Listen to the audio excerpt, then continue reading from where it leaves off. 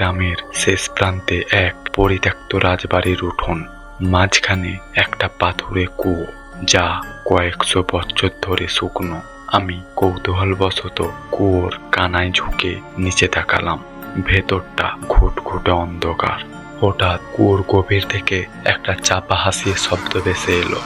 পরক্ষণেই মনে হলো নিচ থেকে কেউ পাথর ঘষার শব্দ করছে।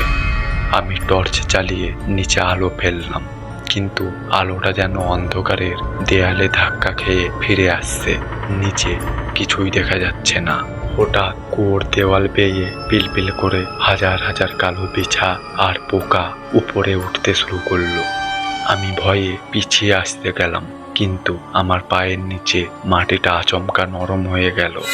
তাকিয়ে দেখি মাটি থেকে পচে যাওয়া কিছু শিকড় সাপের মতো বেরিয়ে এসে আমার পা দুটো জড়িয়ে ধরছে। আমি প্রাণপণে টান দিয়ে পা ছাড়ানোর চেষ্টা করছি।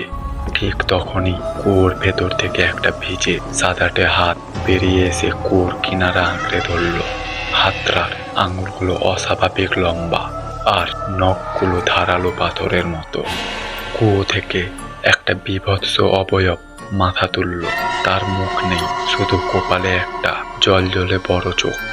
সেই চোখটা দিয়ে নীলচে আলো বের হচ্ছে। সে ফিসফিস করে বলল, তোর ছায়াটা আমার অনেক দিনের তৃষ্ণা।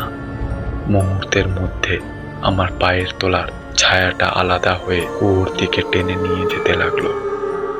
আমি চিৎকার করতে চাইলাম, কিন্তু কোনো শব্দ বের হলো না। কুয়োটা যেন একটা ব্ল্যাক হোলের মতো আমাকে টেনে ভেতরে নিয়ে নিল।